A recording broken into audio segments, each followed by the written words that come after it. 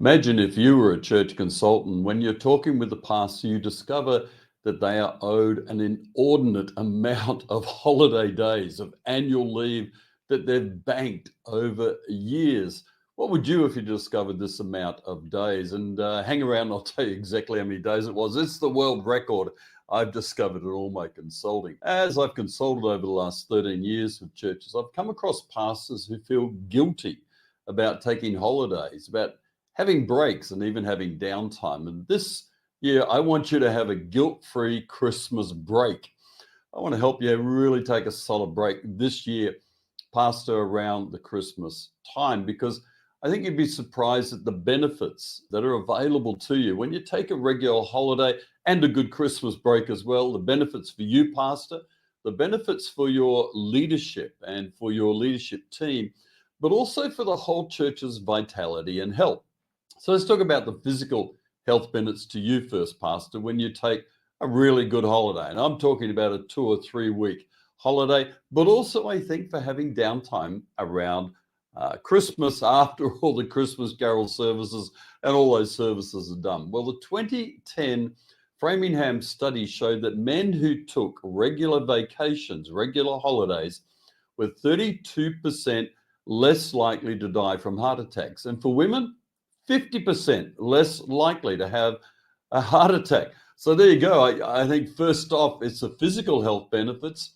You're less likely to die from a heart attack if you take some breaks, decent breaks, solid breaks.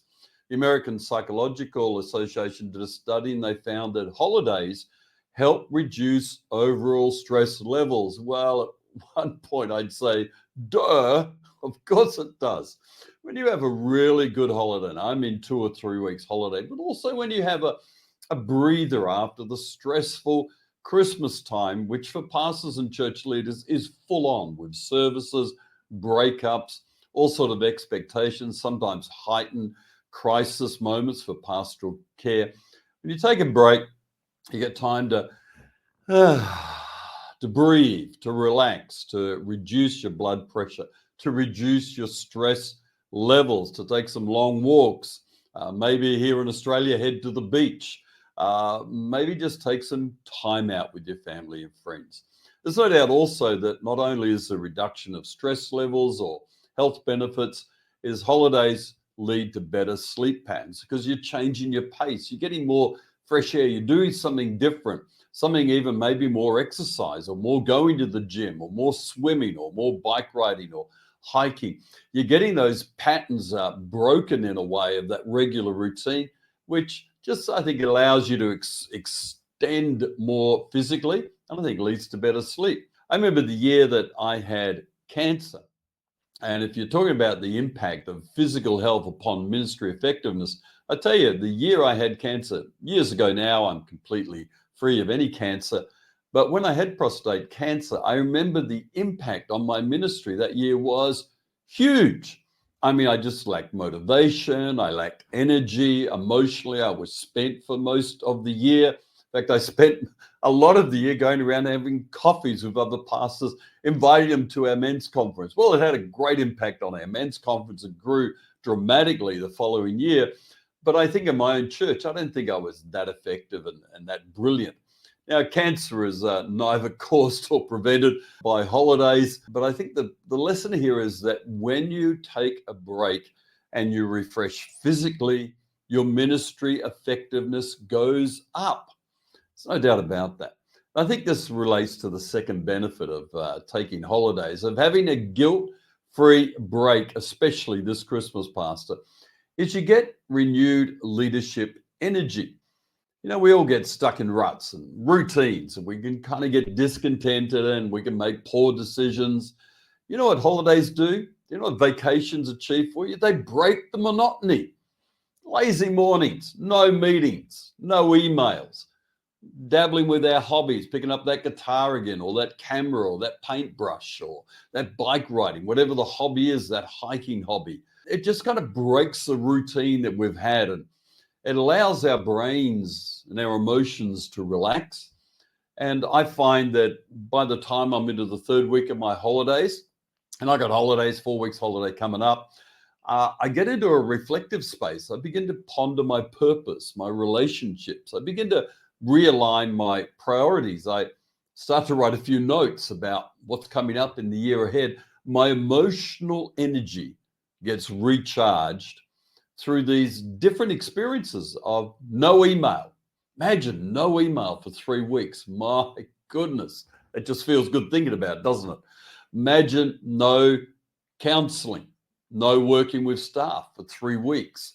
That sort of break renews your emotional energy. And even if it's just a 5-day break after Christmas, Pastor, I want you to have a guilt-free break, because when you have a break, you get refreshed, re-energized, recharged, and you don't need to feel guilty about having downtime, because downtime is actually doing you and your church good. Thank you so much for being a subscriber to the YouTube channel. I appreciate it so much.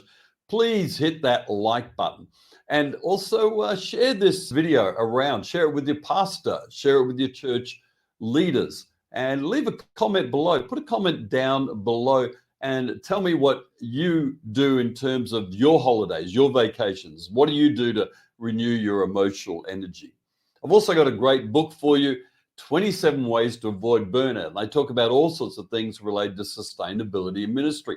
There's a link in the description below. Grab 27 Ways to Avoid Burnout. It will help you with sustainability in ministry. Well, let's press on to point 3 in terms of these guilt-free holidays, having a real decent break this Christmas, but also making sure you're getting enough vacation time through the year. Not only do you get physical benefits, not only is there a renewal of your own leadership energy, but the third thing I find when you have holidays is that your church benefits from you going away. Yes, I said it. When you go away, your church benefits. When pastors are away, others have to step up and take on responsibilities. They have to run Sunday services. They have to deal with any crisis that turns up. They have to make sure that things are running well. You have to have people preaching. You have to have people doing all sorts of things that maybe your pastor normally does. Now, I think there's a hidden benefit here that's not so apparent, is that this actually forces benevolently a pastor to have an intentional development of leadership in the church. Leaders who can preach, leaders who can lead meetings, leaders who can handle pastoral care scenarios that rise up when the pastor is away, leaders who can carry the burden. And the church benefits from these leaders growing and developing in their ministry skills, in their leadership skills. And you know what it does? This is great. It actually reduces pastoral dependency, as people actually go, you know what? There are others around here who are carrying the burden, who can actually step up and help when pastor is away. And I think actually another way it helps people rely on the Lord even more than what they're currently doing. Well, there's my 3, I think, significant benefits for you to have a guilt-free break this Christmas, pastor, and make sure you have guilt-free holidays. Well, about that pastor that I was working with, who's got the world record in my consulting terms, the days owed to him were over 250 holiday days. Yes, that's right. That's a year in holiday leave, vacation leave that was owed to him. And thankfully, when I consulted with him, he listened to my recommendations and started working very hard on taking way more holidays.